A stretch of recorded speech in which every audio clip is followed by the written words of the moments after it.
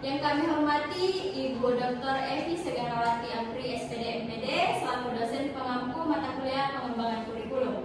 Sebelumnya perkenalkan kami dari kelompok 1 dan saya sendiri Nur Emma Zahra selaku moderator dan Rasmawati selaku pemateri pertama, Muhammad Rifki selaku pemateri yang kedua, Tera Mutmainah selaku pemateri yang ketiga, Irma pemateri keempat, dan yang Sini Astuti selaku pemateri yang terakhir. Sebelum membahas lebih lanjut mengenai hasil observasi kami di SDN 028 Impres Samo, terlebih dahulu saya akan menjelaskan mengenai identitas sekolah. Pertama-tama kita perlu mengetahui dari identitas sekolah, yaitu nama sekolah SDN 028 Impres Samo, status sekolah negeri, alamat lengkap Jalan Letu M. Yamin nomor 13 Samo, Kecamatan Banggai Timur, Kabupaten Majene, Provinsi Sulawesi Barat, dan akreditasi sekolahnya yaitu B.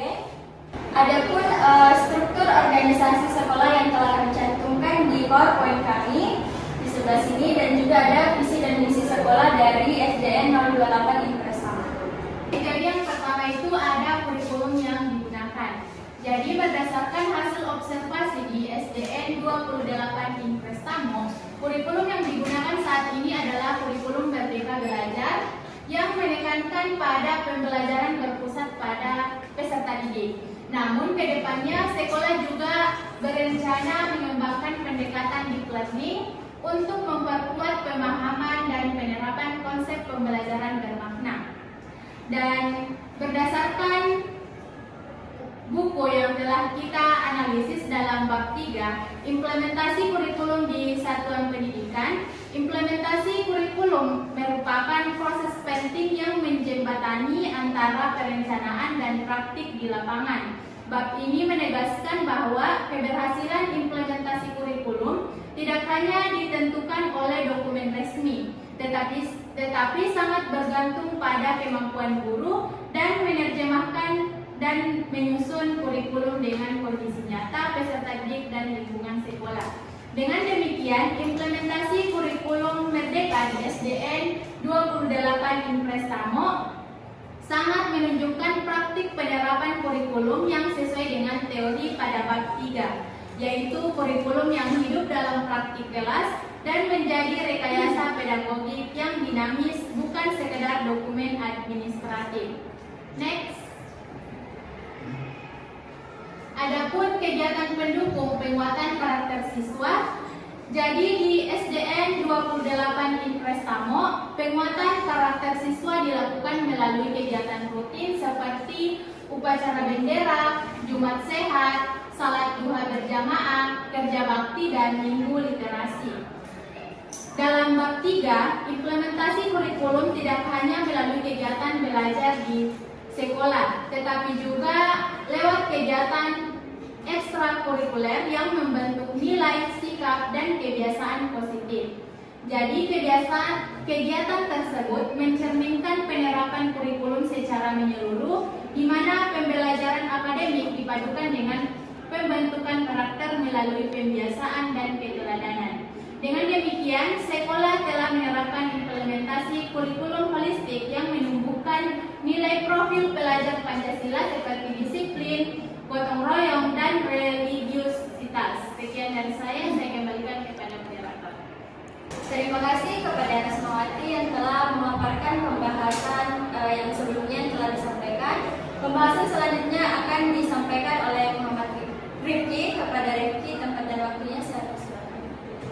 Baik, selanjutnya pelaksanaan pembelajaran.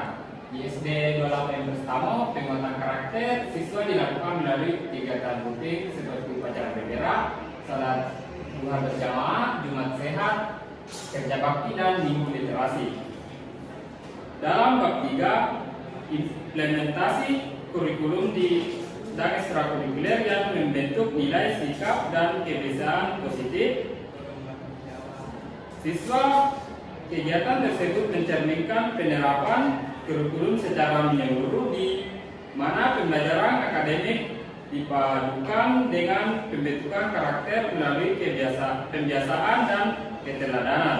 Dengan demikian, sekolah teladan menerapkan implementasi kurikulum holistik yang menumbuhkan nilai profil pelajar Pancasila seperti disiplin, gotong royong, dan religius. Baik, selanjutnya itu tentang pemantauan karakter siswa. Pemantauan karakter siswa di SD 28 yang pertama dilakukan oleh guru melalui buku catatan karakter, asesmen sikap, serta observasi langsung di kelas untuk menilai sejauh mana siswa menunjukkan perilaku sesuai dengan dimensi profil pelajar Pancasila. Dalam bab 6, penerapan kurikulum yang harus dilandaskan prinsip fleksibilitas, berkelanjutan, dan keterpaduan. Guru tidak hanya menilai sikap akademik, tetapi juga perkembangan sikap, nilai, dan kepribadian siswa secara berkelanjutan. Dengan cara ini, sekolah telah menerapkan prinsip penerapan kurikulum yang komprehensif, di mana pendidikan karakter menjadi bagian terpadu dari proses belajar mengajar, bukan kegiatan tambahan semata.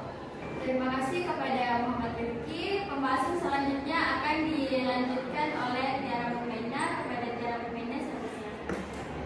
Baik, selanjutnya itu capaian pembelajaran. Capaian pembelajaran di SD 28 Prestamo disusun berdasarkan pedoman dari Kemendikbud dan disesuaikan dengan konteks pembelajaran di kelas. Misalnya, pada mata pelajaran bahasa Indonesia, guru menurunkannya ke dalam aspek membaca, menulis, dan berbicara sesuai tema yang diajarkan. Dan dalam bab 7, capaian belajar berfungsi sebagai arah dan tolak ukur keberhasilan pembelajaran. Guru harus menyesuaikan tujuan dan capaian dengan kebutuhan serta kemampuan peserta didik agar pembelajaran menjadi relevan dan bermakna. Dengan demikian, sekolah telah menerapkan prinsip tujuan dan capaian belajar yang kontekstual dan berorientasi pada kompetensi siswa, sejalan dengan semangat kurikulum mereka. Baik, next. Adapun pelaksanaan asesmen untuk mengukur capaian pembelajaran, pelaksanaan asesmen di SDN Negeri 28 Impres Tamo meliputi asesmen diagnostik, asesmen proses, dan asesmen akhir. Guru juga menilai aspek keterampilan dan sikap siswa selama pembelajaran berlangsung. Dalam bab 6, prinsip penerapan kurikulum menekankan pentingnya asesmen otentik, yaitu penilaian yang dilakukan secara menyeluruh terhadap pengetahuan, keterampilan, dan sikap siswa. Asesmen tidak hanya berfungsi sebagai mengukur hasil belajar, tetapi juga sebagai sarana memperbaiki proses pembelajaran. Dengan demikian, pelaksanaan asesmen di sekolah ini sudah mencerminkan penerapan prinsip asesmen holistik dan berkelanjutan sesuai dengan kurikulum merdeka. Terima kasih kepada Tiara Pemaina. Pembahasan selanjutnya akan dilanjutkan oleh Irma. Kepada Irma, tempat dan waktu saya persilakan. Selanjutnya, penyesuaian asesmen dan perangkat pembelajaran. Guru di SDN 28 Prestamo menyesuaikan asesmen dan perangkat pembelajaran dengan kebutuhan serta karakteristik siswa. Guru menyusun modul, AJAP, RPP, dan LKPD yang berbeda sesuai kemampuan minat dan tingkat. Pemahaman siswa, bentuk asesmen juga dibuat bervariasi agar setiap peserta didik mendapatkan kesempatan menunjukkan kemampuan secara optimal. Dan alur tujuan pembelajaran ATP berdasarkan capaian pembelajaran CP, guru di SD 28 Impres Tamo menyusun alur tujuan pembelajaran ATP berdasarkan capaian pembelajaran CP yang diterapkan oleh penyusunan di awal dengan menentukan tujuan pembelajaran TP yang sesuai dengan CP, kemudian dikembangkan menjadi langkah-langkah kegiatan belajar yang sistematis dan relevan dengan kemampuan siswa. Bab 7, tujuan pembelajaran merupakan arah utama yang menuntut seluruh kegiatan belajar, sedangkan ATP berfungsi menjabati antara CP dengan kegiatan pembelajaran nyata di kelas. Guru perlu menyusun ATP secara dan konseptual agar capai pembelajaran dapat diarahkan secara terhadap. Terima kasih kepada Irma. Selanjutnya penyampaian berikutnya akan disampaikan oleh Desi Astuti. Kepada Desi Astuti, saya persilakan. Bentuk alur tujuan pembelajaran atau ATP yang dimodifikasi sesuai dengan kebutuhan dan karakter siswa. Siswa di SDN 28